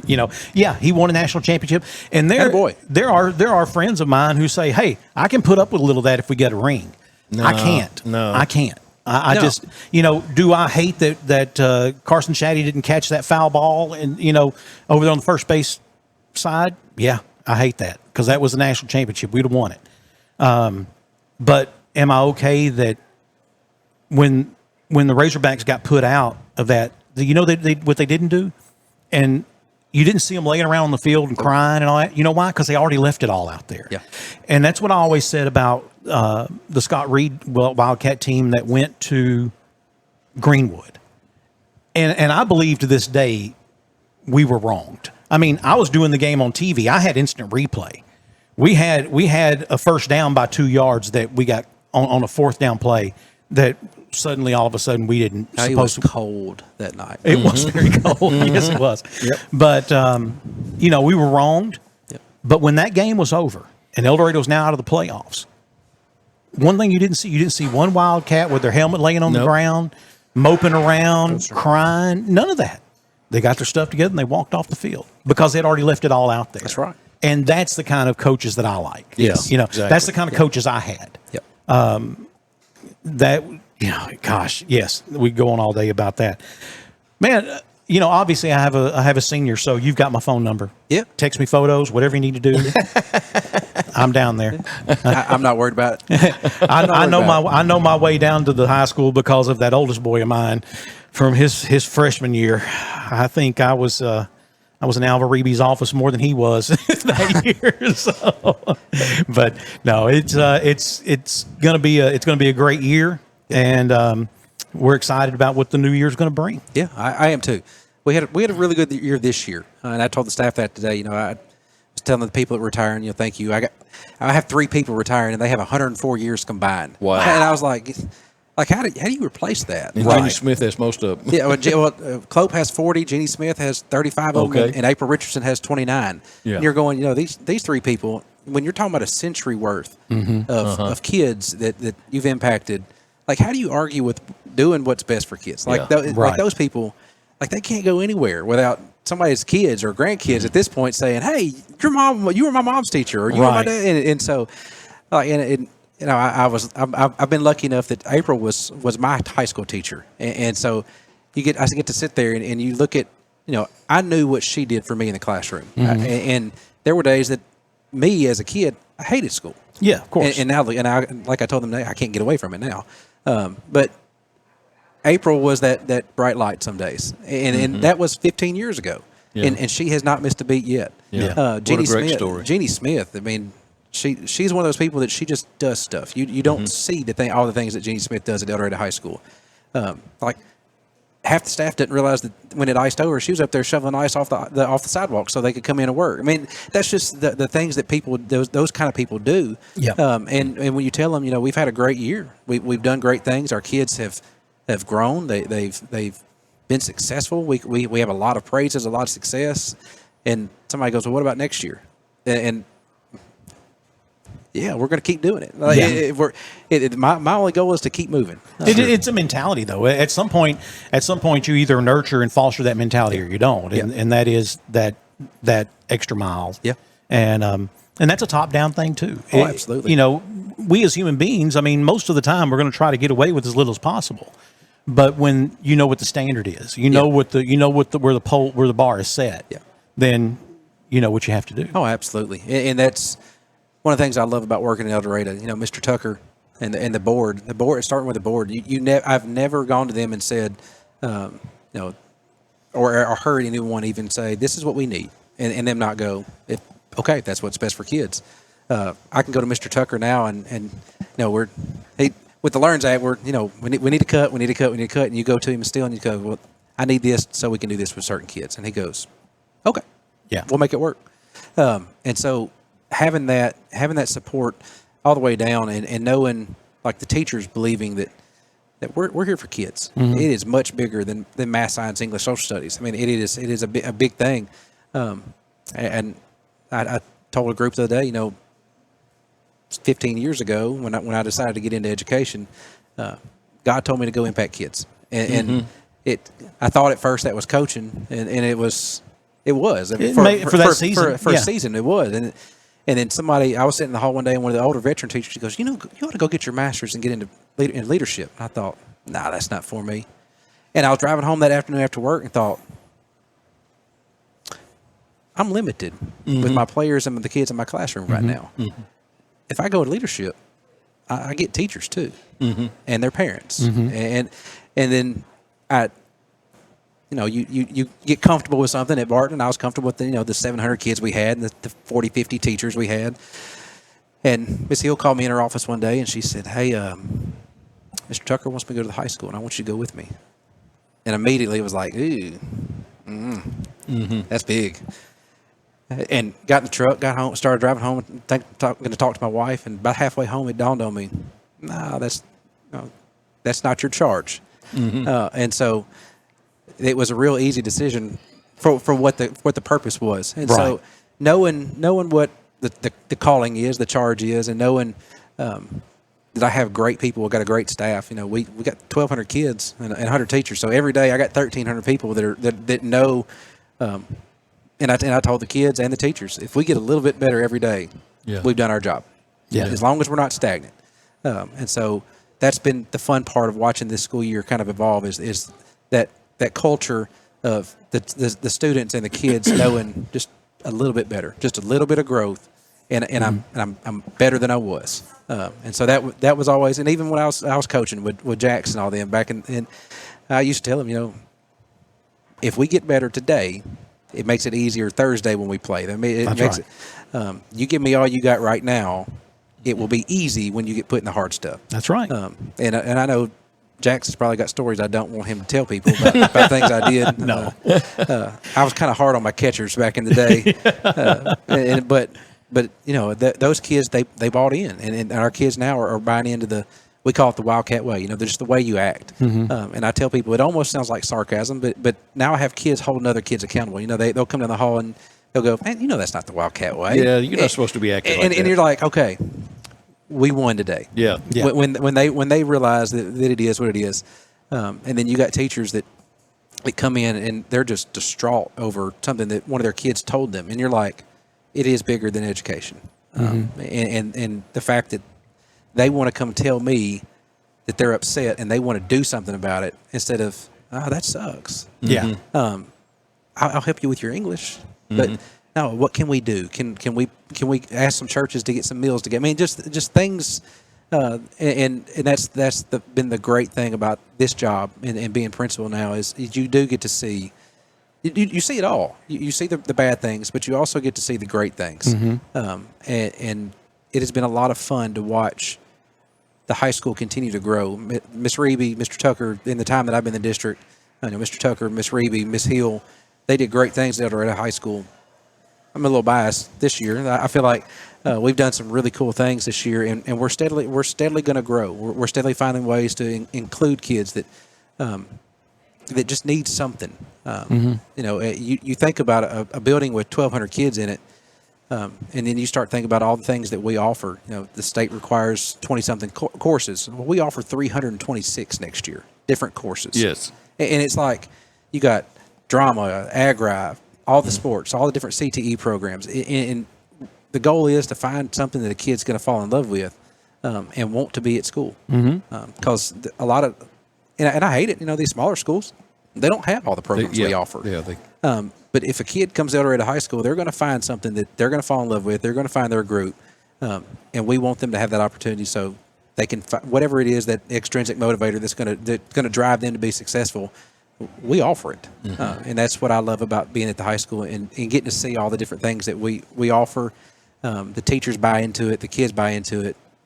I was almost late to see y'all because we started a Special Olympics team. We call it Wildcats United, and we're building that. Where you got this year it started, and you had 30 kids of general education students that wanted to be part of a Special Olympics team, and how we can build that next year and grow it even more. So it's a lot of fun to watch kids mature. Like I started saying, you get to see that 9th grade through 12th grade maturity happen. And then I think the highlight of my year so far was last Monday night sitting there at graduation, and you're watching these kids that when they were freshmen, you're thinking, good Lord. Will they ever make it out of the door? Like some of them you go, like, you need to be a senior now. I need you to go ahead and go. Yeah. And then they come across and I told one of them, I said, I told him at the beginning of the year, I said, at the end of the year, when you walk across the field, and I said, I'm going to give you a little nod. I said, you know what that conversation is. You did it. And he got about halfway to me before he turned to take a picture right there at y'all's live stream. He turned and he just kind of nodded at me before I had forgotten, but he nodded at me, and I thought, like, it almost choked me up a little bit. Yeah. And because I thought I was rolling through those names pretty quick. And I'm thinking, impact. Wow, that kid, as a freshman, I was ready. Ethics probably be mad at me if I said this. I wanted to strangle him some days. Yep. Like, and I told him, I said, dude, you were in my office more than I was. Like, I know your mom and dad on first name basis. I know your social security number. I could have claimed you on my taxes as much time as I spent with you. And to watch him, knowing that he's going to the military, and knowing that he remembered a conversation in August about a simple nod of acknowledgement. That's cool. And I thought, that's what it's about. That's what we're here for. I had a kid that they put on my baseball team. I guess they were like 7 years old. he didn't know whether he was right-handed or left-handed. And I'm like, well, which hand do you use when you write? And he's like, this one. I said, okay, you're right-handed. All right, so then you're going to stand in the batter's box like this. He didn't own a glove. He was a big kid, had a cannon for an arm, and could knock down anything hit at him. But I think he went 0 for 30 at the plate that year. But I just kept working with him, kept playing with him. One reason was he came from a good family. He forgot his hat one time on a Saturday. And I had a pretty hard rule about you don't show up not ready to play. And but it was a Saturday game, and it was early, and he showed up, and I'm like, hey, where's your hat? And he's like, Coach, I don't know. And so I'm like, well, go warm up. Let me think about it. And I'm thinking, what am I going to do here? I've had a pretty hard rule. Now, I've never not let someone play because they didn't have a hat, but I've told them I would, Right. But anyway, I look up before the game starts. Here comes this kid's brother, his older brother, who ran from their house. They lived over by Westwood's school. He ran from his house to the boys' club with his brother's hat. Mm. And that's the day I fell in love with that kid because of that family. Right. And so a few years later, I'm umpiring a high school baseball game. This kid comes to the plate. Now, he's no longer the big, chunky kid, slow that he was before. No, he's the DH on his high school team. He steps up to the plate. First pitch that was a strike. We've never seen it since. And he rounds the bases. And while he's rounding the bases, I sweep the plate off. He comes in. When his foot touches home plate, he looks at me and says, thank you, Coach. I'm going to tell you, I had to take a break. I watered up, man, because made my allergies act up. Yeah. Because he saw that I gave extra to him, and it just pushed him to do more and be more. And I'm not going to say who it is, but, turned out to be a fabulous young man. Ended up getting a scholarship to play football in college. But all that aside, congratulations on a great year. Yeah. Looking forward to next year. And looking forward, maybe we can have you back. We won't hold you as long next time. No, look, I love being here. I always enjoy talking to you. Me and you could talk for hours. Well, I can always talk for hours. Yeah, well, yeah, that too. We did talk at the it was the Agri bank, the FFA banquet or something. Like 45 minutes. We just stood there and just relayed stories back and forth of things that we had experienced together and all. But he's John Jameson. He is the principal at El Dorado High School. He's Boomer. I'm Sandy. We'll be back with more of Off the Back Porch right after this. This is a nightmare. Someone called for a nightmare? Hang on. That's your nightmare? Some roof damage? I'm a professional. I deal with real nightmares. You just need to sing the State Farm jingle. State Farm jingle? Do it! Like a good neighbor, State Farm is there! State Farm can help with your claim. We're here when you need us. Great. Can you get rid of it? Ooh, we getting rid of. Wait. Like a good neighbor, State Farm is there. Spring has sprung at Davis Farms Country Market. They're bringing the farm straight to your fork with daily deliveries of crisp local spring vegetables. Think ripe tomatoes, fresh ears of corn, the first batches of cucumbers, and more. And all of it is being grown by nearby farmers. Stop by and taste spring the way nature intended. Only at Davis Farms Country Market, 4523 Junction City Highway. Hey, welcome back for more of Off the Back Porch with Sandy and Boomer. What a great visit we had with John Jameson. He's I've never been able to sit down and speak with him and talk with him that long, but he is a great guy. I like him. Fabulous guy. And you always hope for your kids that their teachers, their principals, or coaches are in it for the right reason. He's in it for the right reason. And, the social climate that we live in today and the things that we see, the bad things that we see, it's easy to make a lower level, but they're still holding kids to a higher level. Higher standard. That's great. That's great. Well, Boomer, it is now time for our weekly jaunt into the Florida Man. Oh, man, I love this segment. I can't wait. Hey, I wake up in the morning thinking about Florida Man. No, I don't. This one comes to us. This one happened yesterday in Naples, Florida. Okay. And what authorities are calling part Baywatch, part Bond movie and absolute nonsense, a Florida man led police on a highly unusual chase Tuesday afternoon underwater in full scuba gear in a suburban canal system. According to the Collier County Sheriff's Office, 36-year-old Dennis Scuba Steve Berman became the subject of a police pursuit after allegedly attempting to steal 37 pool noodles from a local Walmart for personal reasons. All he was stealing was pool noodles? Which he declined to elaborate on. When officers arrived at Berman's residence to question him, the suspect reportedly shouted, "You'll never take me dry," and dove into the canal behind his home wearing a homemade full wetsuit, a snorkel mask, and allegedly a pair of flippers duct taped to Crocs. Because I'm Scuba Man. Well, first of all, his Christian name is Dennis Berman, but he calls himself Scuba Steve. Scuba Steve. There's the first problem. Yeah. Why did he call him Scuba? Why can't you be Scuba Dennis? Scuba Dennis. Right. Let's see. Deputy Carlos Mendoza says, it was like watching a manatee escape from Alcatraz, except the manatee was yelling insults. Authorities say Berman remained submerged for nearly 2 hours, resurfacing only to scare one unlucky paddleboarder named Tanya. Eventually, a dive team apprehended Berman near the Mangrove Estates retirement community, where he had stopped to borrow a glass of lemonade from a docked pontoon boat. Borrow it? Yeah. He was taken into custody peacefully after attempting to claim diplomatic immunity as the ambassador of Wetlandia. Scuba Steve. The ambassador of Wetlandia. Yeah. Berman faces charges including resisting arrest and petty theft. Back at the canal, neighbors gathered to discuss the events over grilled hot dogs and speculation. I knew Dennis was slippery, said one neighbor. He's a slippery, slithery little character. Gloria Fetzman. But this is next level. My husband been trying to get him to join the neighborhood swim team for years. Now I see why. Neighborhood swim team? Yeah, I guess in Florida, they have neighborhood swim teams. Your hood versus their hood in a swim off. In the canal. Yeah.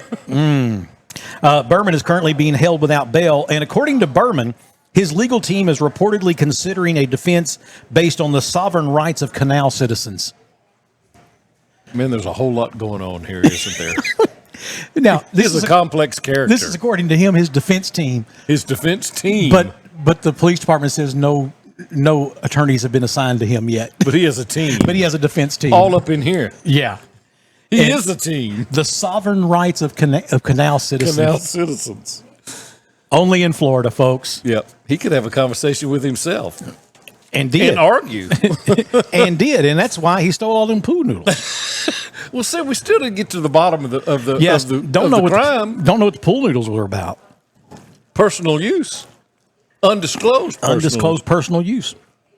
Well, maybe he was making little, trot lines. We used to use jugs. Yeah. Maybe he's making jug lines. Could have been. I'm sure that's what it was. Yeah.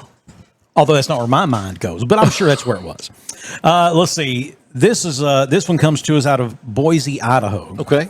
In an unconventional twist on family dynamics, 34-year-old Martin Delaney has officially put himself up for adoption, claiming he's open to new parents with a flexible snack policy, above average hug enthusiasm, and a strong Netflix password.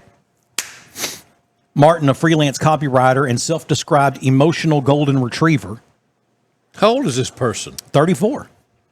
And he's wanting to join another family? He put himself up for adoption. Oh. He made the announcement via a detailed flyer taped to a community board at the Trader Joe's in Boise. Okay. The flyer included a professional headshot, list of his skills, including changing the Brita filter without being asked, and a QR code that linked you to a Google form titled Adopt a Martin, a New Son for Your Forever Home. For your forever home. Quote, this is Martin talking. I love my biological family, I do, Martin told Channel 4 News. But lately I feel like I'm the only one bringing snack platters to the game night and responding to texts with more than just a thumbs up emoji. I need a family that sees me, like emotionally, and also owns a hot tub. Man, there's a theme running from Idaho to Florida here that I'm detecting. The flyer has since gone viral on social media, racking up over 2 million views and 800 serious inquiries, including a retired couple in Vermont, a polyamorous commune in Oregon, and one woman in Wisconsin who offered to adopt him strictly for board game nights and soup-related emergencies. Martin's mother, Cheryl Delaney, responded in good humor. Quote, he's always been a dramatic little meatball, she said, while folding laundry. He once tried to divorce the family when he was 9 because we ran out of dinosaur-shaped chicken nuggets. We're not offended. We're just curious who's going to put up with his 45-minute monologues about different types of mustard. Martin Delaney. Yeah. As part of the adoption process, Martin said he's prepared to meet potential parental candidates for trial dinners. Quote, I'm bringing a casserole and some very mild emotional baggage, he said. If they meet me halfway, we'll see where this thing goes. When asked what he's looking for in a new family, Martin was clear. Respect, open communication, a Christmas pajama tradition, and at least one dog I can pretend is my sibling. Oh, my Lord. Applications are open through June 15th, and Martin promises all serious candidates will receive a handwritten thank you card regardless of the outcome. Does Martin have a job? Well, yeah, it said he's a freelance copywriter, which means he's not employed. A freelance copywriter. Mm-hmm. So what do they do? What does he do? Well, I mean, so he would say, hey, Boomer, you got this widget store. Let me write you a commercial. And if you like it, you pay him for it. And if you don't, you don't. Huh. In other news, Martin's grandmother said she's going to put herself up for adoption, citing retaliation and a desire for grandchildren who call more often. So she wants to be adopted into a family with kids. She wants to be adopted too. So she can have grandchildren who are more appreciative of her. Right, right. We're going to take a break. When we come back, we have more of Off the Back Porch right after this. Everybody loves a parade, and hilarious pizza throws parades all week long. Bring the family in for your favorites, or explore the variety that Hilarious Pizza offers. Come join us at Hilarious Pizza for the greatest parade ever.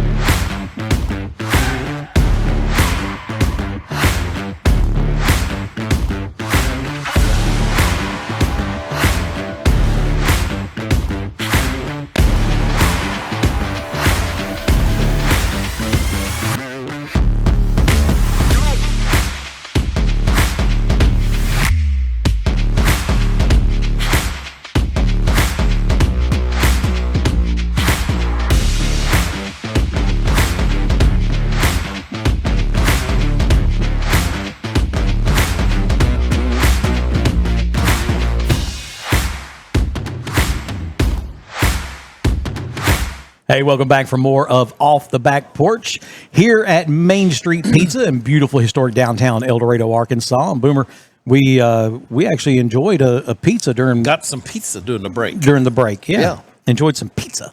And every time, man, it's just Consistent. so good. They're Every consistent. time. Yeah. Hey, let me ask you this. Is there anything more demoralizing than being asked to hold a flashlight for your dad while he works on something? Yeah, you're just the light guy. Well, I mean, there's a true test of manhood. If you can survive holding a flashlight for your dad while he's working on something. Mm-hmm. I mean, I used to think, is this how Navy SEALs are trained? I mean, yeah, because I can stand steady on my feet and not sway or anything until I'm holding a flashlight for dad. And next thing you know, it looks like we are hold the world. Hold it. Yeah, we are the children. Yeah. Hold it still. Put it right here. Dad, I can't see where you're pointing. You're under a car with one hand in an engine and the other one wrapped around a Bud Light. I can't see where you're pointing. Where is it, Dad? Where? Tell me. Right here. Right here. Did you ever shine it in your dad's eyes by mistake? Oh, no. No. Oh, by mistake. By mistake, yeah. That's the moment I felt my soul leave my body. Yeah. Anyway, I'm just thinking that, the problem is not enough kids have had to hold a flashlight for their dad. Well, that's true. That's the problem with with the world maybe today. Not enough dads are handy enough to do it now. True. That is true. All right, Boomer, it's time to play our favorite game. Drunk, high, or stupid. Yeah, I like that. All right. It all started when Carl Demerson, a part-time magician, full-time bad decision maker, decided he needed a little side hustle. Enter Jorge, a guy Carl met in Las Vegas. Jorge said he had some business opportunities. Mm-hmm. Fast forward to Carl standing at Gate 12B in the Miami International Airport, sweating profusely, with 3 endangered tree frogs hidden in a Pringles can, a kilo of cocaine sewn into his neck pillow, and 2 live macaws duct taped to his inner thighs. This happened? Yes. Cocaine in the neck, frogs in a Pringles can, and macaws? Yeah, like them big parrot-looking things. Yeah. Macaws. And in his legs. Taped to his legs on the inside. Yeah, so questions began when an agent said, "Sir, you appear to be chirping." Carl tried to play it cool, said, No, that's just my nervous whistle. I do bird sounds. It's a TikTok thing. Hashtag bird challenge. That's what he told him. TikTok thing. He told him. No. It's not. There's no chirping. That's just, I do that for TikTok. Yeah. Okay. They pulled him aside. A quick bag search revealed the Pringles frogs, which immediately tried to escape. Sure. Things really unraveled when one of the macaws squawked, "Ah, Dios mío," and tried to peck its way to freedom via Carl's right testicle. Now Carl is screaming and pawing at his crotch, but will not take the cocaine-filled neck pillow off. Needless to say, he was arrested and charged with multiple crimes, from drug smuggling to endangered species harm and to whatever the stupidity is you call when you tape macaws to your crotch. So this happened a couple years ago, because I saw the story because it now has gone to court. And it's over. So they met in Las Vegas, and he winds up in Miami with all this stuff going on. Listen, folks, if you need a side gig and it includes go to Miami, no, it's a bad idea. Yeah. It's just leave it at that. His defense in court. Look, I thought it was just a high-stakes zoo transfer. I didn't know the parakeets were full of heroin. Oh! The judge, Manuel Fuentes, who took great pains to keep his emotions in check, according to the story, said, "Mr. Jameson, you, sir, are an idiot of the highest order." Yes. First of all, no one, not one person, has said anything about damn parakeets. They were macaws, and they had no heroin in them. But you'll have plenty of time to consider all of this, and your actions. He was sentenced to 4 years in a Florida prison. So drunk hire stupid. This is an easy one. Is there more to this story? Well, there is, but it has nothing to do with him. So, yes, but now the question is, Carl Demerson, drunk, high, or stupid? Stupid. Stupid, 100%. Major league stupid. 100%. Yeah. He's the guy that should have tried to get adopted. Yeah.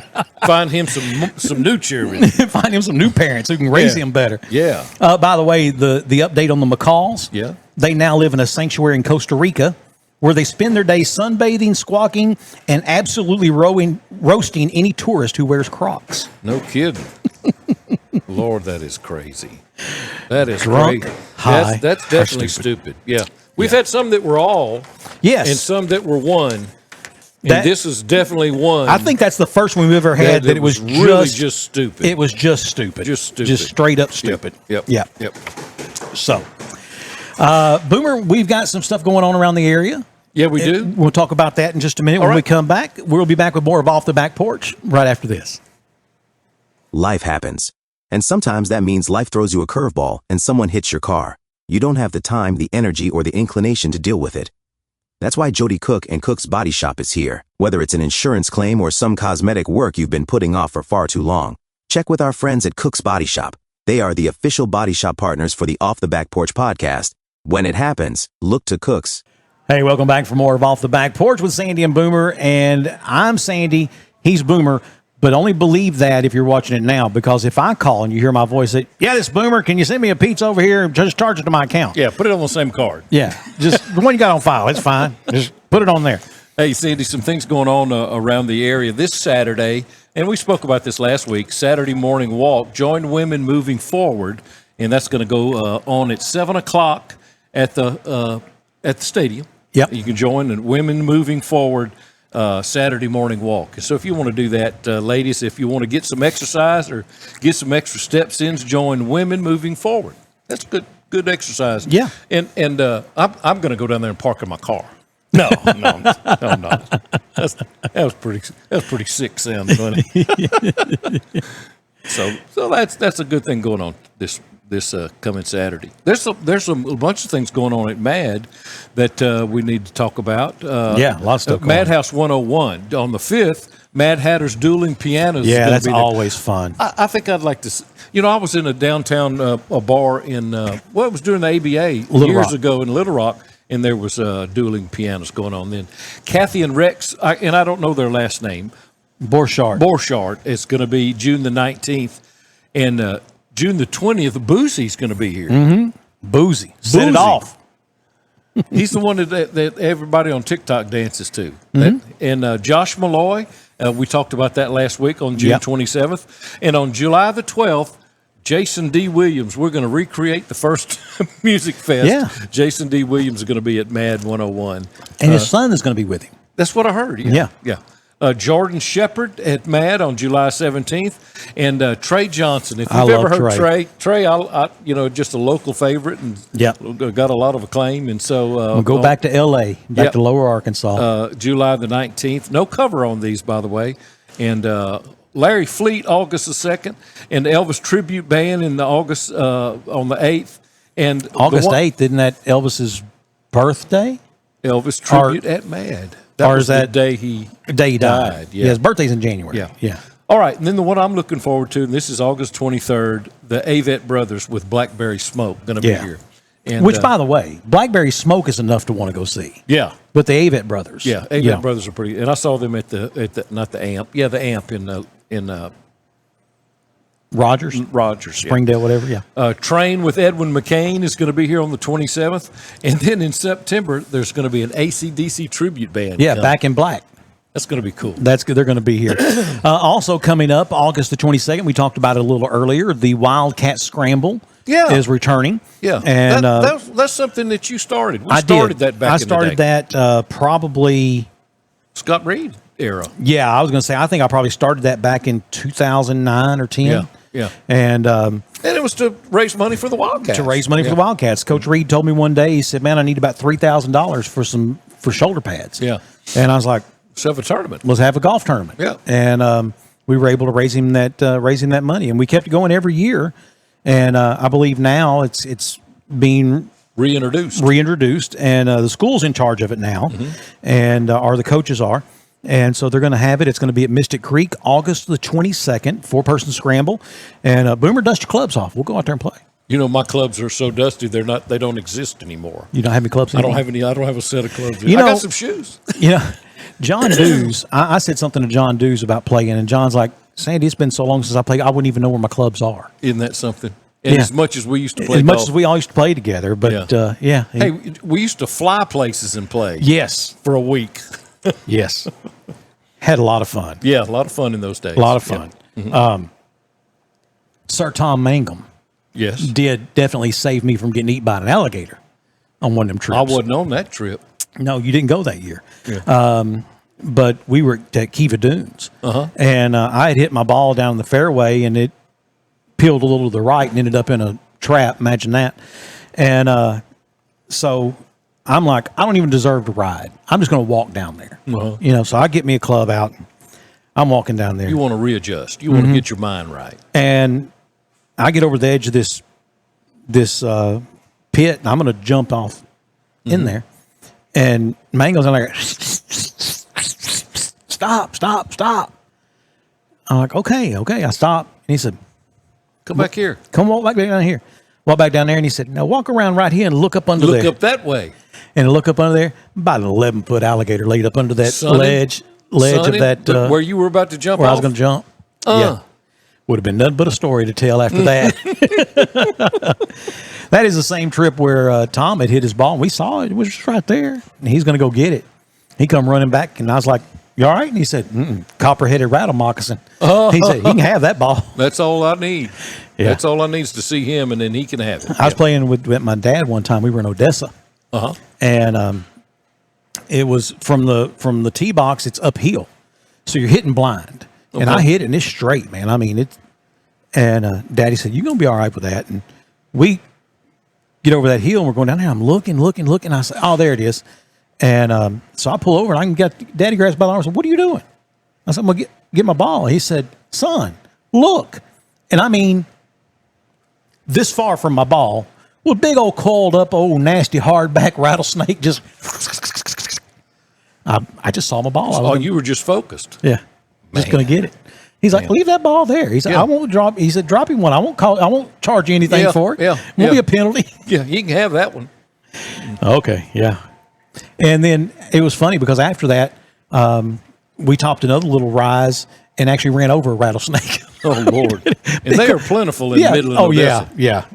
About 11, 12 foot long. It just stretched out across there trying to get across, and we top it, and boom. And I was like, oh, my. That was a rattlesnake. Yeah. That's West Texas for you. It is. It is. Rattlesnakes, tumbleweeds, and jackrabbits. But again, that's coming up August the 22nd at Mystic Creek in El Dorado, and the Wildcat Scramble, always a good cause and always a lot of fun. We always have a good time when I play in the Wildcat Scramble. So that's going to do it for us this week, and chock full week, and we appreciate each and every one of you being here with us. It's been a fun week. We will be back with more of Off the Back Porch next week. Until then, God bless.